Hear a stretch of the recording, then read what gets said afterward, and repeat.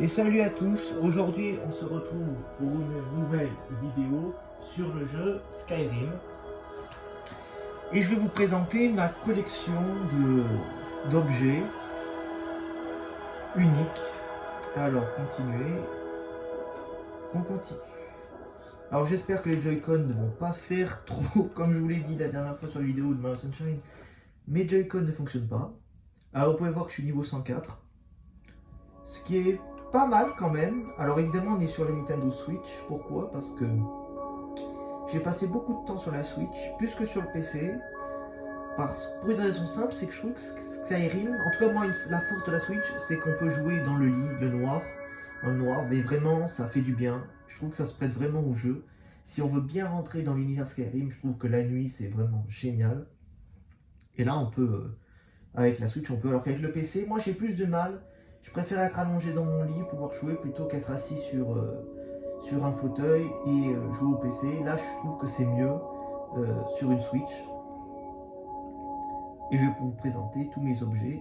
Donc j'ai passé, je sais plus combien de temps, on va regarder, juste avant qu'on lance. Je sais plus que c'est là-dedans qu'on peut voir. Alors, profil. Donc vous voyez, j'ai passé 520 heures sur ce jeu quand même. 45 heures sur Super Mario 3D All Star, que j'ai fini à presque à 100%. Enfin, j'ai fini Mario Galaxy à 100%, j'ai fini à 100% Mario Sunshine, et j'ai fini, on va dire, à 80% Mario Super Mario 64, mais vu que je l'avais déjà fait et sur la DS et sur la Wii U, j'ai décidé de ne pas le finir. J'ai passé 85 heures sur Mario Kart 8, peut-être je ferai une partie un jour. Minecraft 50 heures quand même, Resident Evil 4, alors là c'est génial, franchement je vais faire une vidéo dessus, ça c'est sûr. FIFA 18, bon ça m'a pas trop plu. Super Smash Bros j'ai quasiment pas joué. Jump Force j'ai jamais joué pratiquement, après il y a vraiment... Super Mario Odyssey j'étais hyper déçu, Blade c'est super bien quand même pour un jeu gratuit, puis là après il y a presque rien.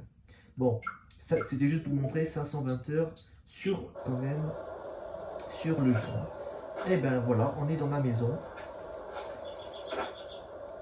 Donc là on est dans la tour, donc c'est là dans une maison que vous pouvez construire. Je crois que c'est considéré comme un DLC. Merde, j'ai tout cassé, c'est ça? Bon, c'est pas grave, j'ai tout cassé. Ces musiques de ce jeu quand même, elles sont incroyables. Là c'est le balcon. Voilà, et jusque là il n'y a rien de nouveau, on peut tous l'avoir facilement. C'est un peu long au début, je vous cache pas. Je vous cache pas que c'est un peu long. Je vais quand même mettre mon bouclier pour vous montrer mes stats aussi, parce que c'est pour ça que je l'ai pris. Pour vous montrer mes stats. C'est mon bouclier qui est bon ça? Oui, ça m'en a tout l'air. Voilà, donc moi je joue un nordique. Alors au niveau de mes compétences, donc je suis niveau 104, ça je l'ai dit.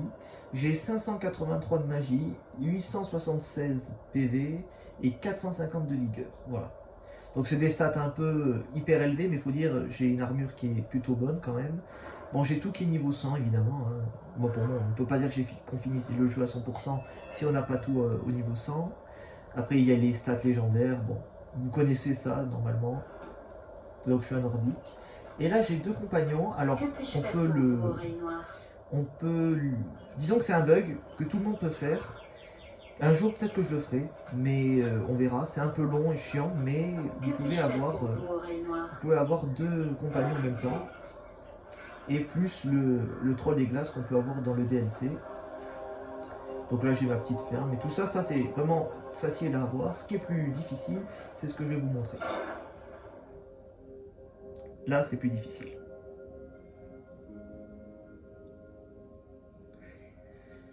Donc c'est 520 heures de jeu quand même, bon voilà. C'est mon jeu préféré, hein, ça c'est sûr. C'est le meilleur jeu du monde pour moi, à l'heure actuelle. Enfin en tout cas, ces dernières décennies, je trouve que c'est vraiment le meilleur jeu au monde. Donc là il y a un bard, je sais pas où j'ai. Ah il est là, donc c'est un bard. Que vous pouvez... Mais tout ça vraiment c'est facile à faire, mais je pense que vous l'avez tous fait. Hein. C'est les armes uniques, ça. Moi j'en connais des gens qui ont joué autant que moi et qui ils en ont rien à foutre des armes uniques.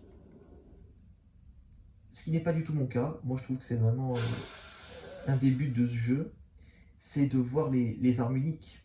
Alors là on est dans le sous-sol où j'ai mis mes armes uniques parce que j'ai toujours eu peur qu'il y ait des voleurs. Et je sais pas si c'est une légende ou pas, si on peut être volé chez soi. Je me suis toujours posé la question, où sont les armes uniques déjà? Je sais plus, est-ce qu'elles sont là-dedans?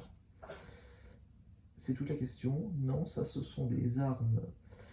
Je me rappelle plus, ça fait un petit moment que j'ai pas joué, donc excusez-moi. Voilà, donc je vais vous présenter toutes les armes uniques. Donc ça c'est l'épée de miracle, mais ça normalement tout le monde, si vous faites les DLC vous les avez. Après évidemment soit vous les gardez, soit vous les jetez, soit vous les vendez. Moi je trouve que c'est dommage de les vendre, puisque c'est des armes uniques. Alors Konarik, ce bâton je l'ai jamais trop joué. Cette épée est forte parce qu'elle a une très grande portée. Le bâton bon il est pas ouf. Bon Konarik c'est le masque du prêtre dragon le plus dur à récupérer parce qu'il faut avoir tous les autres. C'est aussi le plus fort parce que c'est pas écrit dans dans la description, mais en plus de régénérer un peu les PV, ça vous permet de faire spawner un prêtre dragon. C'est rare, mais quand ça arrive, ça fait du bien quoi. Bon, vos counes, tout ça, bon, tous ces prêtres dragons sont un peu durs. Les masques de prêtre dragon de Solstheim sont assez chiants à récupérer, j'ai les 3. Mais ils sont quand même plutôt forts. Surtout si vous êtes un vampire, je crois. Parce que est-ce qu'ils font le glace ou pas? Résistance à la glace. Au feu, pardon. Voilà. Donc, effectivement, c'est des masques pour qui les vampires sont pas mal. Bon, lui, c'est pour la vigueur. Personnellement, j'ai trop de vigueur, donc ça m'intéresse pas. Après, tous les masques de prêtre dragon, normalement, vous les connaissez. Là, normalement, il n'y a rien de surprenant là, dans cette partie-là. Il n'y a vraiment rien de surprenant. Ensuite, la masse de Molakbal, qui est pour moi, franchement, la plus belle arme du jeu, honnêtement. En plus, elle a un bon passif quand même. Obéclat, pareil, qui est très joli. L'étoile noire. L'anneau de Namira, qui est un des artefacts les meilleurs quand même, les plus balèzes. Bague d'Irsine, franchement, tout à fait correct. Volendrung, bon, je l'ai jamais trop joué, mais bon. Dague de Mérines Dagon, une des meilleures armes du jeu. La lame noire, crâne de la corruption. Rose sanguine, vraiment, ça c'est l'arme la plus drôle du jeu. Le Parasortis, masque de Clavicus. Ça c'est tous les trucs des draps. Et là, ça c'est la meilleure. La Côte d'Ébonite, c'est vraiment la meilleure armure que peut vous donner un des draps. Ensuite, qu'est-ce qu'on a là-dedans? L'Aquilon, bon là, franchement, il n'y a pas à dire. Franchement, si vous le mettez au niveau légendaire, c'est une des meilleures armes du jeu. Parce qu'à chaque fois que vous donnez un coup, ça brise la garde, votre adversaire s'effondre. Franchement, une des meilleures armes du jeu. Bon, épée de lame, je l'ai mise là, mais elle est pas, on peut la voler. Cristalgide, belle épée quand même, épée de verre, mais épée de Roussillon, j'adore. Comment ça s'appelle? Animortis, Sinistral, Sermentière, épée de légende. Alors, épée de légende, c'est pour ceux qui n'ont pas la version Switch, vous ne pouvez pas comprendre.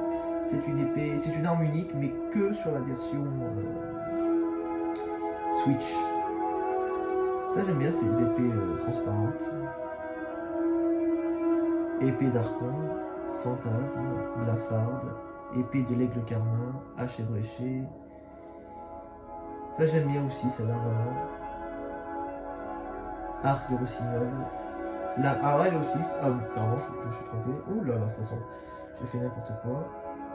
Ouais, elle, c'est une arme très drôle parce que c'est un sabre laser en fait. Ça envoie des lasers. C'est plutôt marrant comme arme. Alors là, on a une arme qui est vraiment très très dure à récupérer, qui est une arme unique de Solstheim, et il faut aller voir un chasseur qui n'est pas là souvent. Quand il est là pour récupérer cette arme, il l'a sur lui, mais il faut être niveau 100 ou 90, je sais plus. Donc c'est quand même pas facile, c'est une arme quand même qui est plutôt pas mal. L'âge du bourreau, pareil, parce que le bourreau, des fois, moi je me rappelle sur une partie précédente, j'ai cherché le bourreau, ben il n'était pas. Impossible de le voir, donc on peut pas avoir cette arme. Là, sur cette partie, j'ai eu de la chance, il est sorti. Je sais pas si je l'ai tué ou pas, je ne me rappelle plus. Ça avait l'air d'être une épée. Au début, quand j'avais vu cette arme, je me dis c'est une épée, mais en fait non, c'est une petite épée. On a l'arc d'Oriel qui est très beau. Zéphyr, qui est le meilleur arc du jeu, selon moi, grâce à sa vitesse.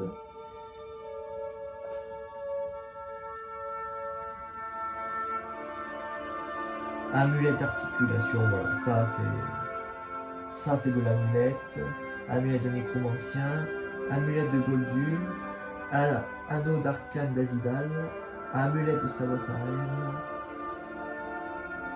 Ouais, je vais pas tout lire parce que c'est trop long. Ah voilà, alors l'armure du balafré, meilleure armure du jeu, franchement, en tant qu'armure unique, du jeu, franchement, pour un guerrier, pour un barbare, tous les noms que vous donnez, franchement, elle est trop forte. Trop forte. Franchement, elle est trop forte. Bouclier d'Oriel, alors ça aussi c'est un bouclier, c'est une arme unique qui est hyper dure à avoir et surtout qu'on ne connaît pas. Je ne l'ai pas vu souvent, j'ai vu sur des chaînes YouTube anglaises, américaines, des chaînes YouTube, oui des chaînes YouTube de Skyrim. Je ne l'ai pas vu souvent cette arme, enfin ce bouclier. Donc je sais pas, dites-moi si ça vous intéresse de savoir comment on peut l'obtenir. Bouclier d'Atherium aussi. Franchement, on ne le voit pas souvent. C'est une des tenues les plus rares du jeu quand même. Ça aussi, hein, ça vient de Link. Qu'est-ce qu'on a d'autre? Ça pareil, franchement il est rare. Visage de Mzund, qui est très bon casque. Ça franchement, c'est pas dur. Garde impériale aussi. Ce casque là, il est quand même plus connu, mais pas non plus complètement. Il est pas super connu non plus quoi. L'armure sibylline, maître de la guilde. Bon ça c'est des quêtes. Hein. Donc normalement quand c'est des quêtes, c'est pas compliqué à voir.